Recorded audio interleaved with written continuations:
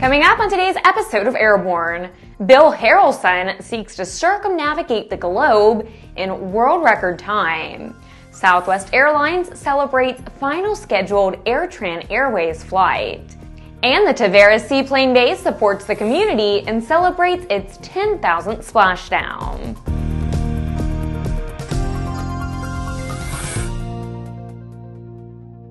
Now that Santa and his reindeer have put the sleigh back in the hangar for another year, the skies are clear for Bill Harrelson to attempt yet another world record. His plan is to circumnavigate the Earth over the North and South Poles in world record time. Bill departed Kinston, North Carolina on December 28th in his purpose-built Lancair IV, bound for Brazil on his first leg. Conditions are such that he may stretch the first leg enough to overfly Brazil and instead land in Uruguay. Harrelson's ground track and current position can be followed on the web. You can select a number of different map and satellite layers to better appreciate the terrain and flight conditions. If he stays on schedule, he'll arrive in Fairbanks, Alaska on or around the 5th of January. From there, he'll depart for his final leg back to Kinston. Southwest Airlines embarked on a new era Sunday as it celebrated the last AirTran Airways revenue flight.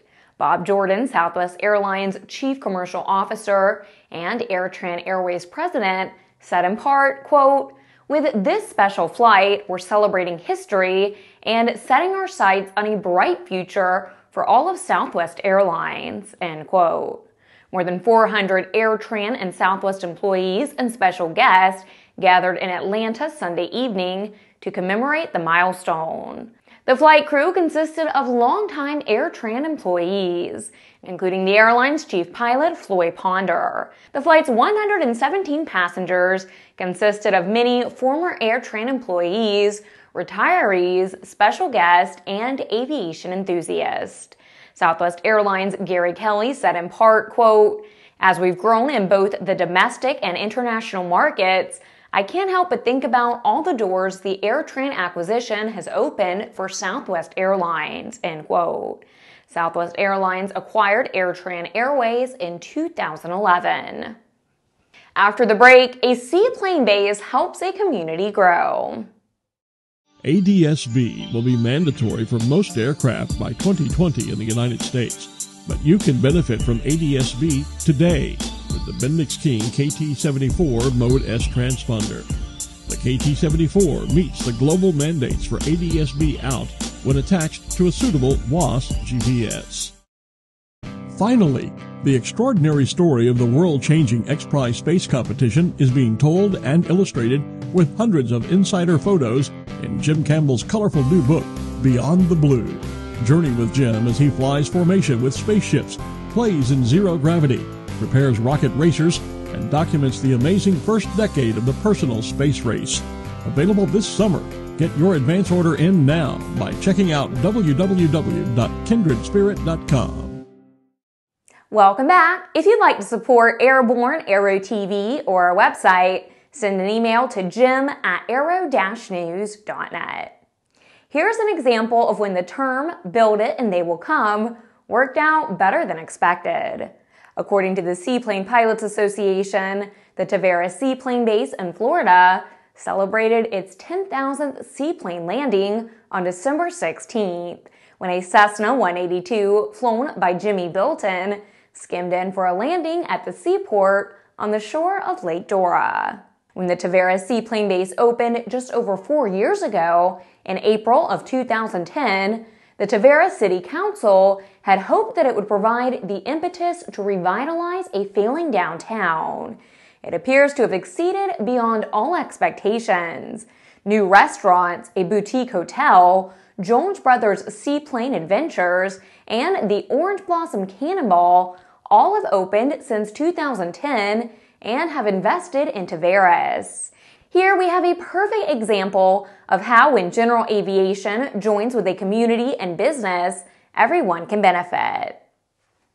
With some 2,000 Aero-TV programs webcast to cyberspace, it's fun to look back and enjoy the places we've seen, the pilots we've met, and the planes we've flown.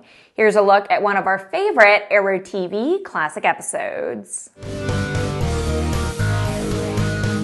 We're a company that really promotes flying model aviation. You know, we try and make the best products we can, have the best customer service, and the amount of technology recently with the advent of some of the smaller electronics have really opened up the market, both in electric flying and even flying something large like a gas or glow airplane. The epitome of aviation technology can be found in small packages.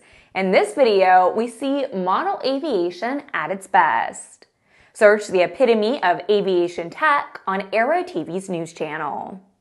It's reported that a bill introduced in the Ohio House of Representatives would repudiate a Connecticut law that claims the Wright brothers were not the first to fly in a powered flying machine.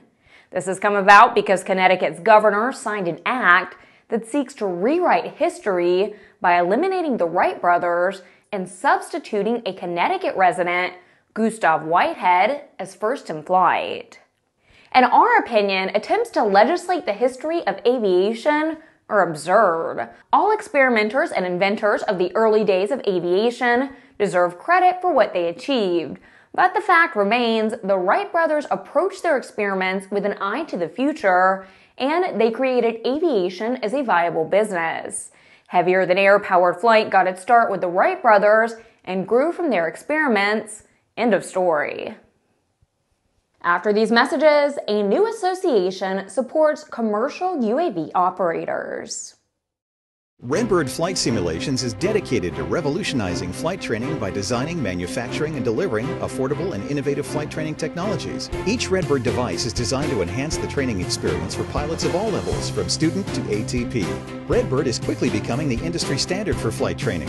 Since Redbird introduced its revolutionary FMX in 2007, colleges, universities, and flight training operations around the world have integrated Redbird products into their curriculum. It's time to discover what Redbird can do for you. Join the migration.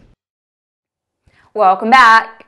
As the use of UAVs for photography and videography starts to grow as an industry, it was inevitable that an organization would be formed to serve the practitioners in this new market. The United States Association of Unmanned Aerial Videographers has stated that its mission is, quote, to foster safe use of airways by unmanned aerial vehicles to create a vibrant economic opportunity by responsibly using UAVs for aerial imaging without violating or infringing on the safety and privacy rights of others, end quote. The organization's website has posted a code of conduct for its members, which establishes safe minimum standards for unmanned aerial vehicle operators when using UAVs for videography and photography. The group has also posted an online petition to stop the FAA from prosecuting business owners that operate small UAVs for aerial imaging while allowing hobbyists to operate unrestricted in the same airspace. We learned late this month of the passing of two more Tuskegee Airmen during the month of December. Lowell Stewart passed away at the age of 95 in Ventura, California on December 17th. Stewart joined the Army Air Corps just after graduating at Santa Barbara College in 1941. He flew 143 missions in airplanes ranging from P-39 Air Cobras to P-40 Warhawks, and eventually the P-51 Mustang. Stewart was presented with many awards for his service, including the Distinguished Flying Cross, according to the report. The other Tuskegee Airman to pass this month was Gerald Adwin Dupree Sr., who died December 16th at his home in New Orleans, Louisiana. Dupree was 86 years old. Free speech was flapping in the breeze when an airplane towing a banner with a message for the mayor of New York City was flown over Gotham last week. The message said, quote, DeBlasio, our backs have turned to you, end quote. It echoed behavior that was displayed by some members of the NYPD and police union who literally turned their backs on the mayor during a press event at a New York hospital after two officers were fatally shot. A spokesman for the mayor called the banner divisive. Whether you agree or don't agree with the message, you've got to love the First Amendment. Well, that's our program for Wednesday, December 31st. Remember to get comprehensive real-time 24/7 coverage of the latest aviation and aerospace stories anytime at aero-news.net. Remember, the debut of Airborne Unlimited starts Monday, January 5th, and will also mark the beginning of our new 5-day-a-week schedule.